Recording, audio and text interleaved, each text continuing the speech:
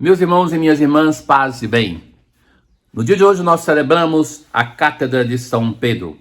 O que é isso? Qual o sentido desta festa? Nós temos a solenidade no mês de junho, 29 de junho ou no domingo próximo, de São Pedro e São Paulo. Então os dois em uma só solenidade. Mas desses dois apóstolos nós temos uma festa separada daquela grande solenidade que é a conversão de São Paulo, que celebramos no mês de janeiro, e hoje a Cátedra de Pedro. O que é a cátedra? É um modo de dizer cadeira. A igreja catedral é aquela que tem a cátedra do bispo, que é o símbolo de que ele é o pastor para toda a igreja particular. Então Pedro, ele recebe do Senhor a missão de ser o pastor de toda a igreja. É o vigário de Cristo. Este pescador simples que é o primeiro nos elencos dos apóstolos sempre, porque todos os evangelistas reconhecem o primado de Pedro. Então, quem é Pedro hoje na igreja? É o Papa. Nós temos o privilégio de termos os sucessores de Pedro como aqueles que conduziram a igreja do Senhor.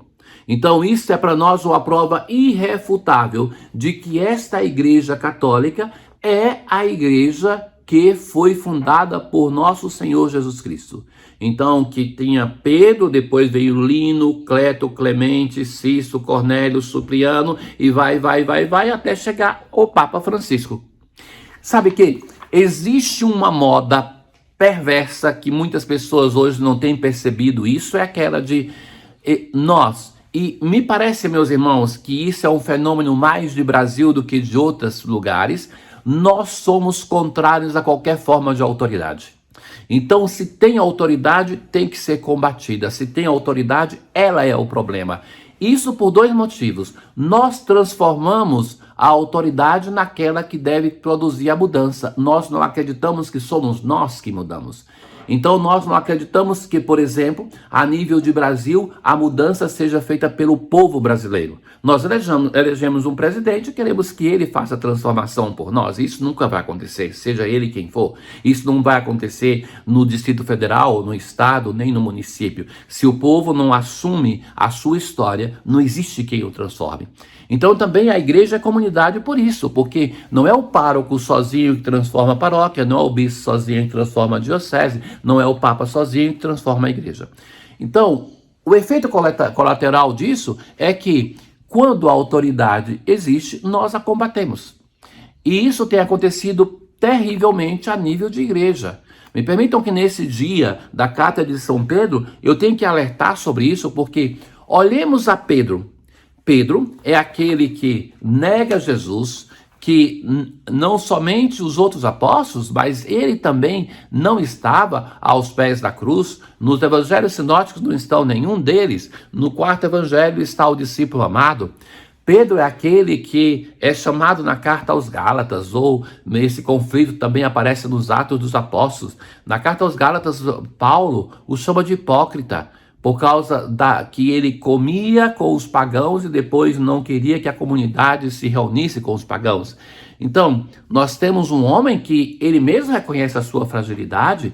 Veja Pedro, diante daquela pergunta de Jesus, Pedro, tu me amas? Que na terceira vez ele já se sente mal, porque ele carrega o peso de ter traído o Senhor. Então, o que quero dizer com isso?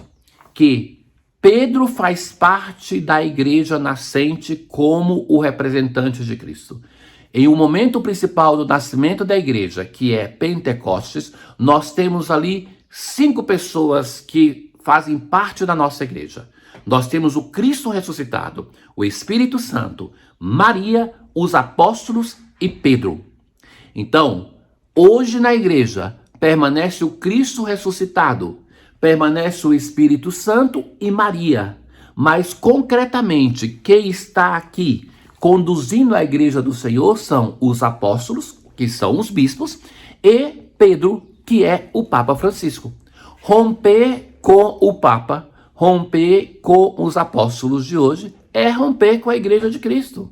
Não é possível ser igreja somente acolhendo o Cristo ressuscitado, Maria e o Espírito Santo e rompendo com todos os outros.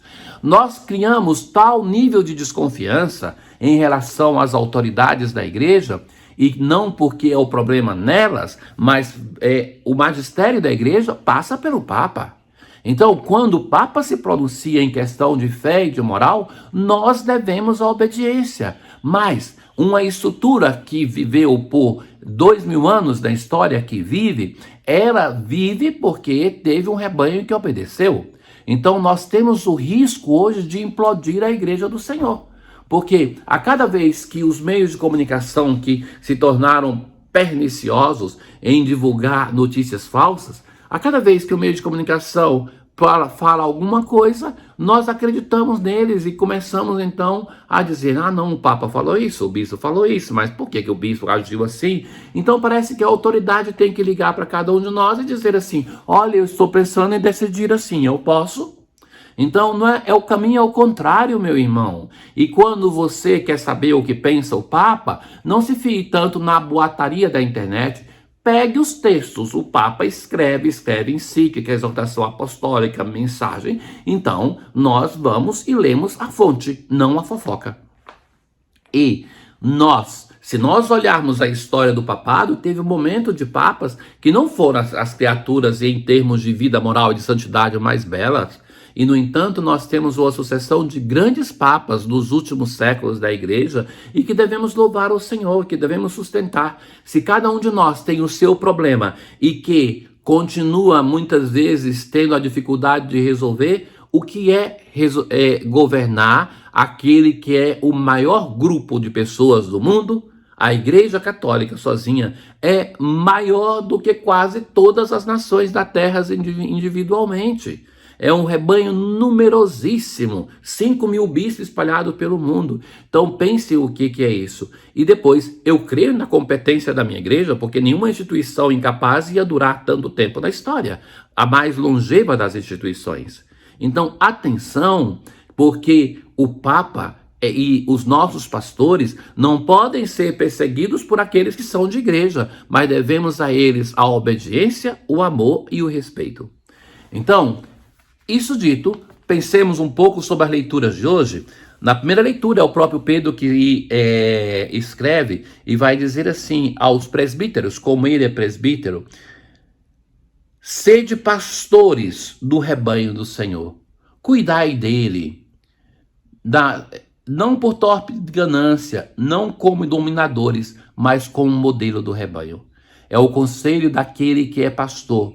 E por isso nós hoje rezamos o salmo que é o Salmo 22, o bom pastor, que é esta beleza dessa relação com o pastor, que nos conduz, que cuida de nós, que nos leva a prados verdejantes, que nos guia, que faz com que nós não temamos o mal, nos prepara a mesa, nos unge com o seu óleo e por todos os dias da nossa vida até que nós habitemos na sua casa. O evangelho de hoje, nós ouvimos o texto na versão de Marcos durante a semana já, mas hoje é o texto de Mateus, aquele encontro de Jesus na terra pagã de Cesareia de Filipe, que Jesus pergunta o que dizem que eu sou e pergunta aos apóstolos. A resposta no evangelho de Mateus é mais completa. Se Marcos vai dizer, tu és o Messias, aqui vai dizer, tu és o Messias, o Filho do Deus vivo. E o diálogo continua de um modo belo. Você é bem-aventurado, Simão Pedro. Não foi a carne e o sangue, mas o Pai que revelou isso. E eu te digo, tu és Pedro. E sobre essa pedra edificarei a minha igreja. O poder do inferno nunca poderá vencê-la. Eu te darei as chaves do reino dos céus. Tudo aquilo que você desligar na terra será desligado do céu. Tudo aquilo que você ligar será ligado no céu. Então, Pedro se torna o ponto de comunhão, não somente aqui entre nós nessa terra, mas Pedro é aquele que tem a chave do reino dos céus e é tornado ponto de comunhão entre a terra e o céu. E Jesus não podia dar esse poder somente a Pedro e depois abandonar a sua igreja, abandonar a humanidade. É o poder que Jesus confere a cada um dos sucessores de Pedro. Pedro, a um momento, ele vai para Roma, se torna bispo de Roma. Por isso que o Papa é sucessor de Pedro, porque é o bispo de Roma e é aquele que preside a comunhão de toda a igreja. Rezemos nesse dia, como pede sempre o Papa Francisco, pelo nosso Santo Padre. O Senhor esteja convosco, Ele está no meio de nós. Abençoe-vos o Deus Todo-Poderoso, o Pai, o Filho e o Espírito Santo. Paz.